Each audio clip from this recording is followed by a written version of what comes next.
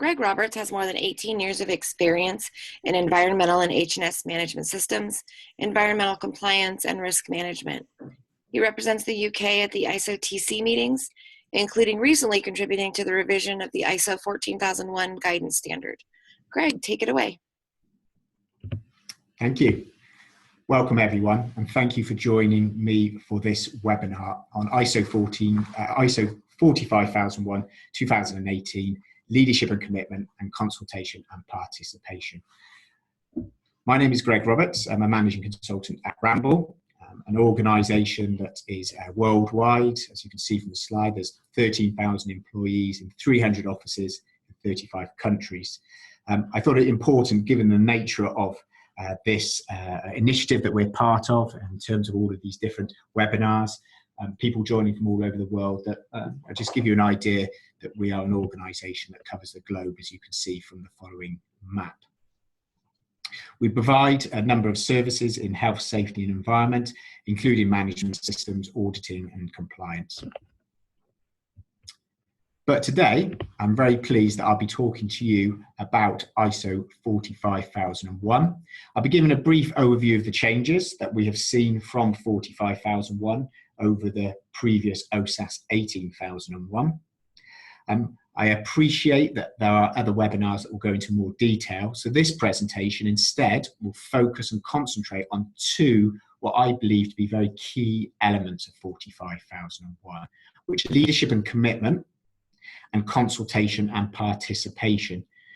Myself and Ramble, we've done some research with our clients on this, and requesting information about which they perceive to be the most, some of the biggest changes that they think that they'll need to make to their management systems. And two that routinely come up are leadership and commitment and consultation and participation. And hence the reason that we're going to be focusing on those on today's presentation. We'll also be looking at the actions that you can take, or your clients can take with their own existing management systems, to ensure that not just about meeting the standard, but also to ensure that we are having a successful management system and we're improving our health and safety performance. And it's also interesting to look at, what sort of things are organisations having to do to implement the changes? What are the resources you might need? And I can give a little bit of an overview of the types of activity that we're involved in that might be of interest to you, your clients, and so forth. So the major areas of change, rather than perhaps going through this clause by clause, I thought I'd just give you some main areas that we feel that 45001 has changed and brought in over 18001. And you can see on the screen in front of you, leadership and worker participation, which is the element that we'll be talking about in a lot of detail today. But also there's context and other risks and opportunities. We've also got workers and other interested parties, life cycle, operational planning and control, and continual improvement. Now, other than leadership and worker participation, we're not going into any detail around those other changes. There are other presentations that are available through the exemplar program on that.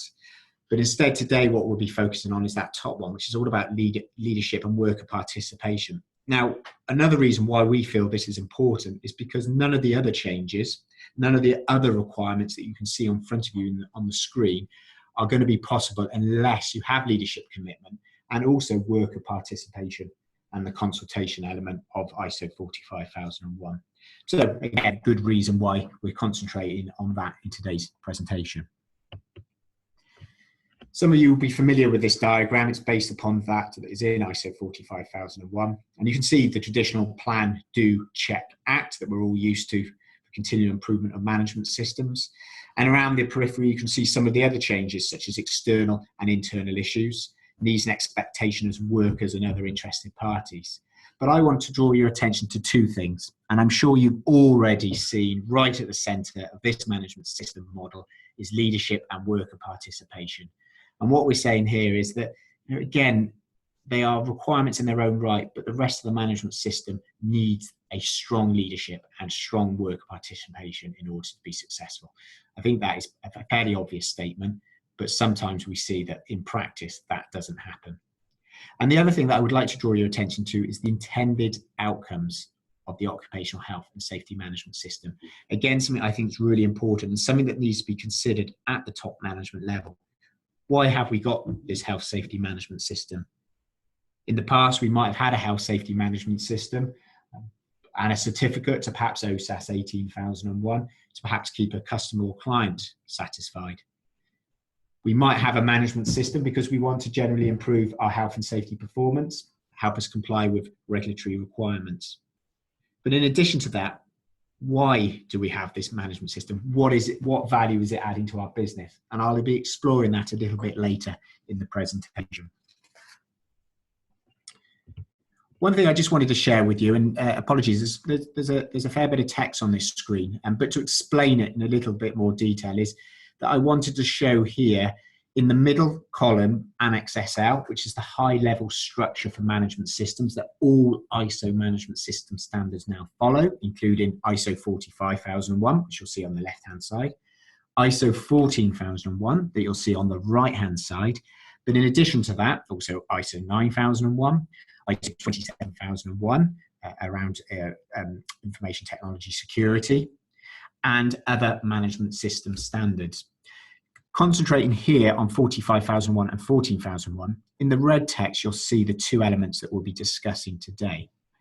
5.1, which is around leadership and commitment. You can see in the middle there that Annex SL requires us to consider leadership and commitment, integration, compatibility, and intended outcomes. But in addition, 45001 brings in the work responsibility, culture, protecting workers from reprisals, and health and safety committees. So although it's an Annex SL requirement, you do have specifics to ISO 45001 and specifics to 14001. But notice 5.4, which is all about consultation and participation of workers, is all about 45001. It doesn't come up in 14001, doesn't come up in 9001. It is very specific to 45001, which makes sense given that the reason why we have a health and safety management system is to protect our workers. And for that reason, we need to make sure that we have greater participation from them in this particular management system.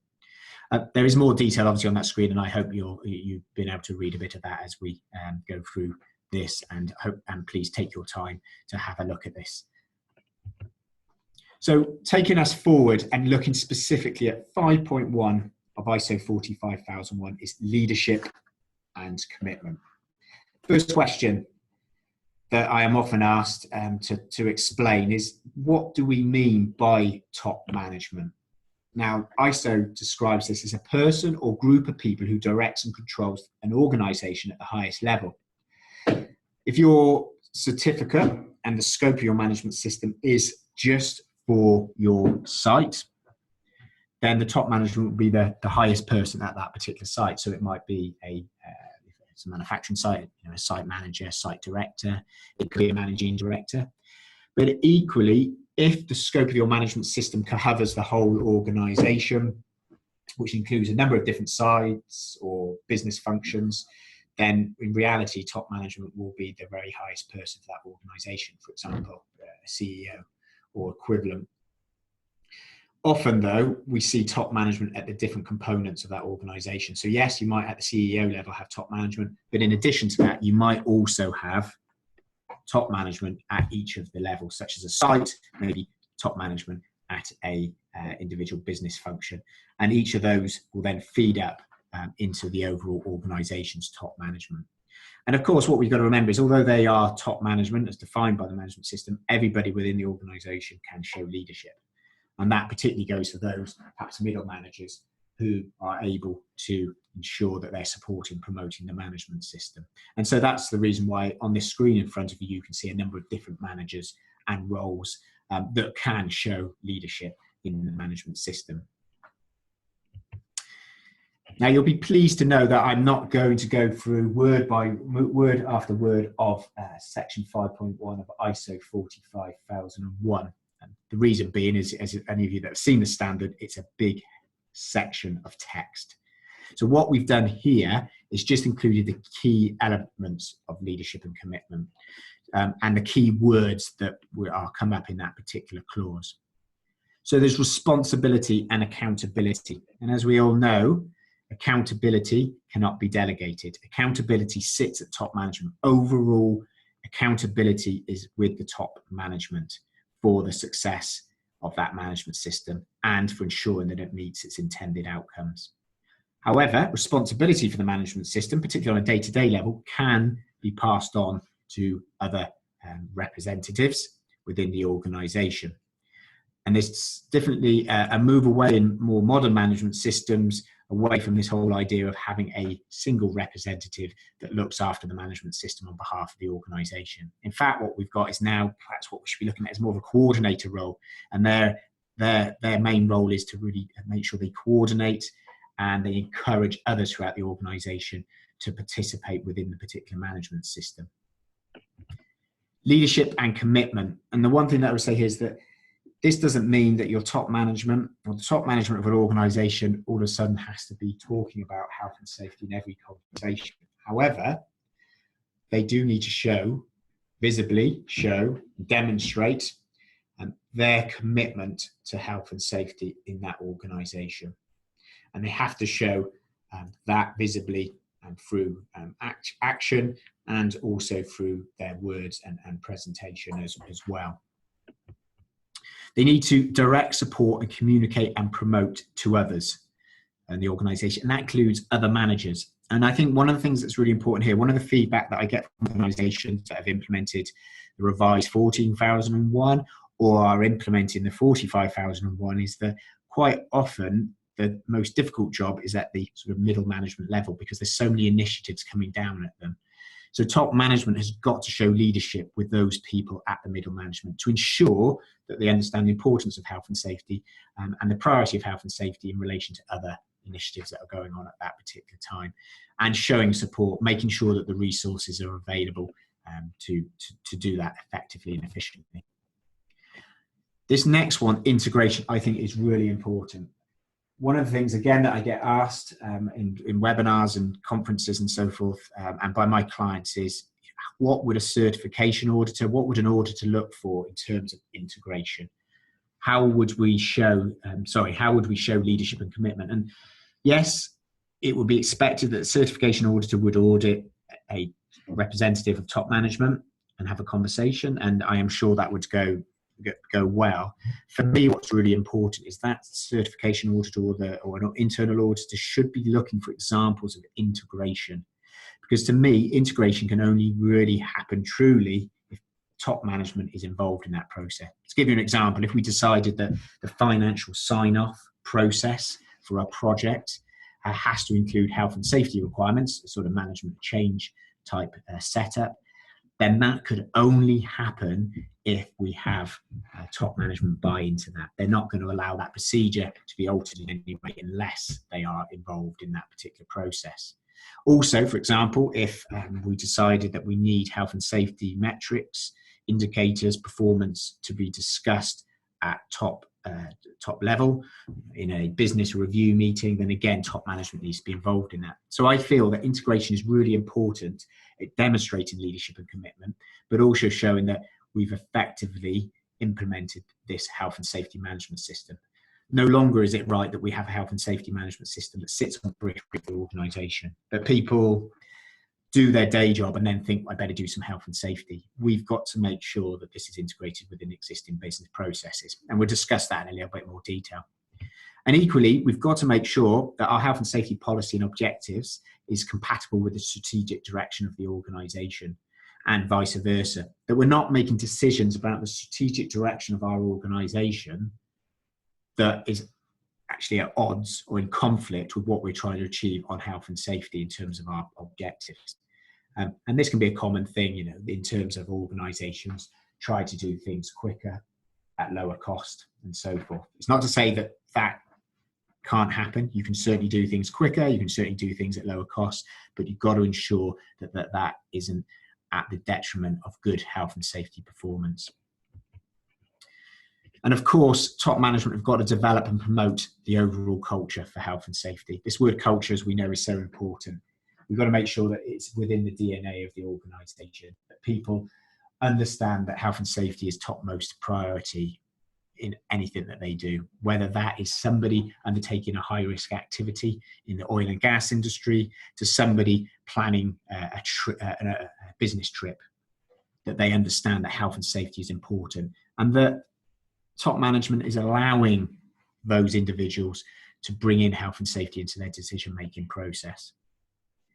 So what we've got in the blue text is in clause 5.1, which is about leadership and commitment. But in addition, and the 5.2, which is all about the policy, which again is signed off by top management, there are some new commitments that we need to ensure that we add to our policy.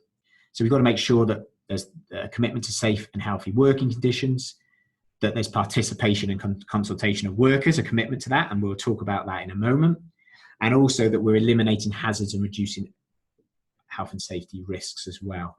So we've got to ensure that these are in the policy. That's one thing, but we've also got to make sure that top management buy into those policy commitments, because after all, our health and safety management system will fail unless it delivers those commitments.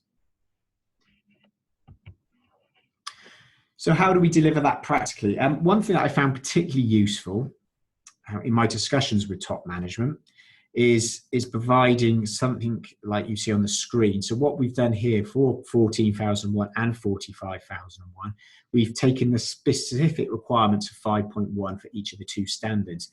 And then on the right-hand side, we've asked the question of top management, how do you think you practically meet these particular requirements? The whole standard isn't, this is just one row. There's probably going to be about 5 different rows that you would have in a template such as this. The use of this is when you present to top management, that you can then get them to input on what they think the practical things they're doing around health and safety and the business processes that they might already have in place that might assist with the practical implementation of leadership and commitment. And it's useful documenting this. You don't have to, the standard doesn't say you have to, but it's useful doing it because then people acknowledge the practical things they're doing, also to acknowledge where the gaps are and therefore what you need to do to improve. But also it's a good aid memoir for top management in terms of what they're doing, particularly if it's a top management representative that's perhaps in one part of the business. It gives them an idea of what is happening in other parts of the organisation. So on the screen, you can see taking accountability for the effectiveness of the EMS or the Occupational Health and Safety Management System in terms of 45,001. And what we're saying on the right-hand side is that the Quality, Environment and Health and Safety Management System is represented at the management team level through the QEHS manager as a standing item on that particular meeting. So that just gives a practical example of what's happening. Now, clearly, if you were auditing that, you want to see more evidence, but at least it gives you an in as to how that's being met practically. So that's a good way of exploring how an organisation is practically meeting the requirements of leadership and commitment. So another thing that I wanted to discuss here, and I promised you at the beginning of the presentation, is discussion around intended outcomes of the management system. So in 4.1 of ISO 45001, it introduces this concept of intended outcomes in relation to the context of the organisation. And what I think is really important here is that we try and tie our intended outcomes of our management systems, health, safety, environment, quality, and so forth, to the overall mission, vision of our organisation or the organisation that we're working for. Now, each organisation will have some form of vision, whether that is documented or whether it's more informal, but they will have an overall goal for their organisation. And on the screen is a particular organisation that I found on the website that I think is are particularly useful. And if you look at this, these are their vision statements. You know, they want to be trusted, innovative, and bold. To me, the question is, the intended outcomes of our management system is to support these vision statements. So that our health and safety management system means that we are supporting that statement of everyone matters. It supports the fact that we take responsibility, that we're innovating in a way that supports health and safety of our workers and other people that may come in contact with our products and services, that we are bold, that we constructively challenge and take the initiative, we operate with tenacity and resolve, and that we accept challenges and manage risk. This to me is really important. So every vision and mission for each organisation will be different, and this is only an example. But straight away, what I hope that you see is that our management system is much more than just something that is to achieve those commitments in the policy. It is a vital cog in achieving the overall vision of our organisations. And I think when you start talking in this way to top management, they start to understand that this is something that they need to get hold of and that they need to be part of. And that will help in that whole conversation around leadership and commitment. And taking that slightly further, one of the things that organizations will have is some form of business management or business performance process in place. And again, that might be very formalized or it might be quite informal, but essentially it works that you have a mission, vision, and strategy at the top of the organization, and then each business or function within the organization will have its own goals, which are developed on the basis of that mission, vision, and strategy. And then within each department or function, individuals will then have their own goals that are based upon that department's own goals, which are based upon the corporate structure. So it all goes back up to the top. And again, what we're trying to show here is that instead of having a health and safety being addressed on the outside of that triangle as a separate initiative, it's very much part of that overall mission vision that people are discussing health and safety right from the very top of the organization, down through departmental objectives, right down into people's individual goals. Not as a separate initiative, but something that is part of the core requirements of the organization. So the last two slides trying to get across that instead of us trying to just integrate individual procedures and processes, we go right to the very top and say, right, how do we make sure that our health and safety management system is contributing to the intended outcomes of the overall organization and that it is part of the overall business performance system. However, there are a number of different procedures and processes that you may feel that health and safety needs to be integrated with. And I've just put on the screen a number of different examples that you might want to consider. Strategic planning, for example. So do we consider health and safety in strategic planning decisions? We may have a management and change process in place that once we've made a decision to build a new part of a factory or the office, or to put in a new piece of machinery or equipment in our manufacturing site or our office, we might then consider health and safety in that change. But however, did we think about health and safety when we made the decision whether or not we were going to increase the size of our site, or we were going to install, did we need to install new plant? Was there different ways that we could have achieved that? My experience is that most organizations do management and change at the individual project level, but maybe not at the strategic planning level. And as you look down that list, you've got a number of different examples. And one thing I would ask, if you were thinking of implementing a management system that conforms to 45001, is use this as a bit of a checklist and think about, right, okay, are we already integrating health and safety with each of these individual requirements? Do we need to do more? And how much more do we need to do going forward? One thing that I would say is that integration does not happen overnight. There is no expectation that if you were to go for certification, that your management system has to be 100% integrated with your business processes.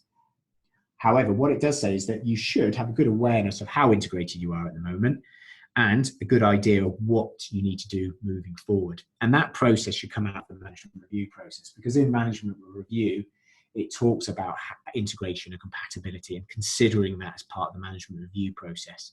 So you should continue to improve the level of integration within your organization. So actions for leadership. So if you're thinking of implementing ISO 45001 conforming management system, what are the actions that you would need to take? One of the things that certainly is important is revisiting the business case for certification and for having a management system.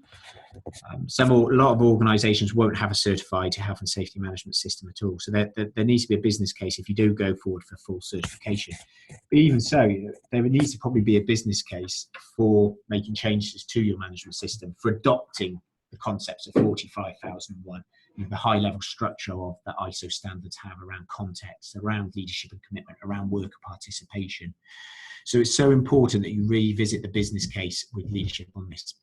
I think it's always a brave decision to do that, because I suppose the backfire could be that they don't see the importance perhaps of management systems. But let's be honest, I think any good top manager will understand that a good continual improvement process in place from health and safety is really important.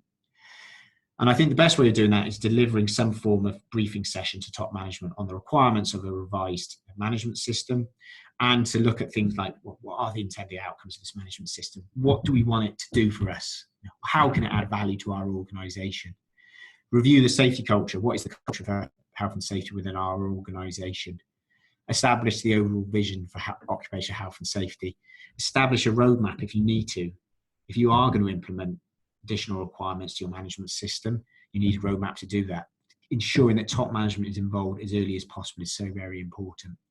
And starting to think about how you can integrate health and safety within the organisation performance management system. And equally, looking at how we review how employees participate and are consulted. So introducing the whole idea of worker participation and consultation element of 45,001. So each of those points are really are delivered particularly well if it's in a briefing session to top management, right from the start, as early as possible to get them engaged. Of course, you could do it in a number of different sessions if you only have 5 minutes at the beginning of each meeting, but it's really important that you engage top management with any potential transition or implementation project of 45,001. And as that last one says, it's about understanding how employees participate and are consulted in the management system. And that's what I'd like to talk to you about now. So clause 5.4 of ISO 45001 talks about consultation and participation. However, be warned, if you look at ISO 45001, the words consultation and participation are littered throughout that standard. They are included in a number of other clauses. So you need to make sure that you read through the whole standard to really appreciate how far you need to go with consultation and participation. First thing first, a slightly dull slide, but I just thought we'd better start up with some definitions. So what is a worker? Well, a worker is a person performing work or work-related activities that are under the control of the organisation. And so the standard does talk about that persons perform work or work-related activities under various arrangements. So just because they're unpaid, for example, doesn't mean they're not included in your health safety management system. For example, somebody doing an internship or work experience. There's another note as well to say that workers do include top management and managers and managerial persons. So just because we say workers doesn't mean we're only talking about those people perhaps at a shop floor level, as an example. And also that the work or work-related activities are performed under the control of the organisation might not just be performed by people that are employed directly by yourselves, but of course external providers, contractors, individuals, agency workers, a big and very interesting part of the context of an organisation. And it also talks about any other persons to the extent the organisation shares control over their work or work-related activities. So it could be somebody that is working for another organisation, a partnership organisation on your site as well. So it does really stretch the scope of what we mean by worker. The other definitions that you see on the screen is related to participation and consultation. So participation is involvement in decision making, and consultation is seeking views before making a decision. So very specific requirements there. So we've got to make sure that we involve our workers in decision making and we seek their views before making a decision.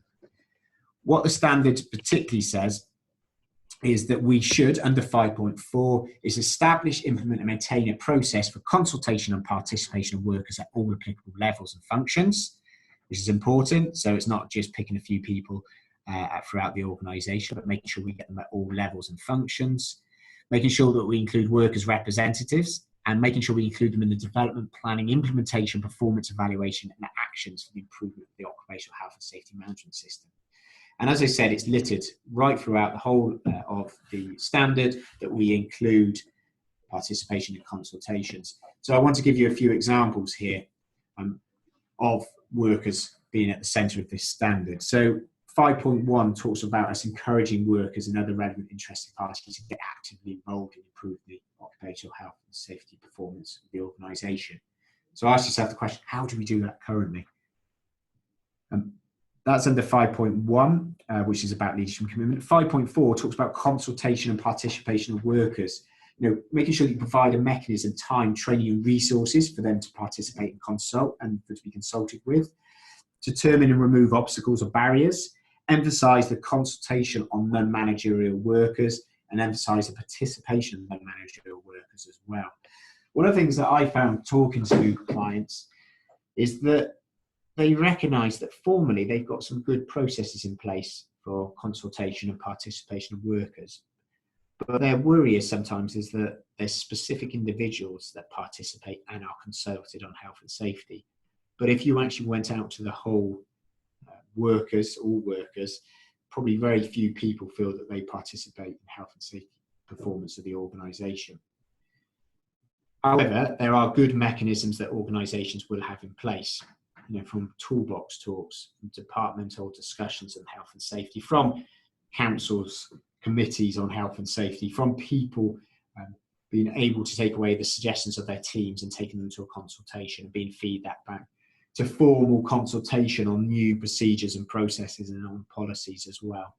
So usually organisations have got a start to this, but may not have a formal mechanism for providing this. So it's a case of organisations really trying to understand what they already do and trying to see if there's any gaps.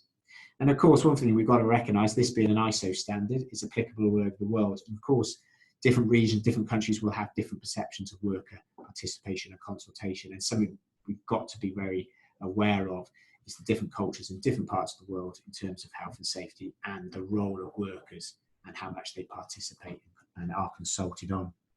You'll also see some other ones here is the objectives, health and safety objectives to take into account the results and consultation with workers. Internal audits should ensure that relevant audit results are reported to workers. We should communicate the relevant outputs of the management review to workers, and we should communicate the relevant results of continued improvement to workers. So you can see that there's a number of requirements there that we have to do in relation to workers.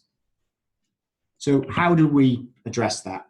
Again, just going back to my earlier point, is that we need to think about top management here. We need to make sure that when we do brief top management on the changes that ISO 45001 brings in, or perhaps if you're implementing a certified management system for the first time, you're talking about this whole new standard approach, management system standard approach, then when you're briefing them, you have to talk about the importance of worker participation and consultation. I think reviewing current performance on that is really important. Independent is important. Using somebody such as a consultant, but you can also use somebody from within your organisation that isn't to do with health and safety and current arrangements for consultation and participation. How does your management system currently address consultation and participation? Read through your procedures. Take your procedure for management review. Does it talk about consultation and participation in there? And if it doesn't, how can you implement it into the written procedure if you have one? But also, how do you make sure it happens in practice? How do you ensure that in addition to formal mechanisms, you have the informal mechanisms that allow all workers to participate and be consulted on if they want to be?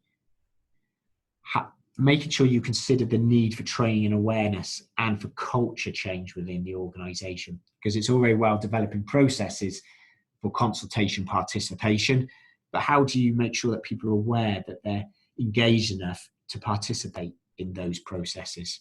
And again, that comes as part of the culture, so assessing the culture of the organisation. And again, of course, remember integration.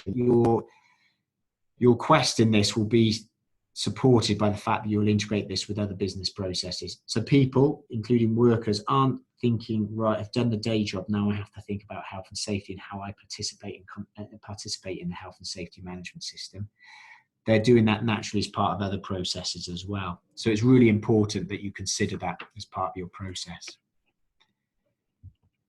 And one thing that I just wanted to finish on is really resourcing ISO 45001. So I'm just taking a step back from just specifically looking at leadership and commitment and participation and consultation, but just looking at the sort of things that we're being asked to help our clients with, to give you an idea of what you might need external help with, but also what you might want to need to do yourselves. Each of the things that are on the screen can be done by an external body, but could also be done by yourself.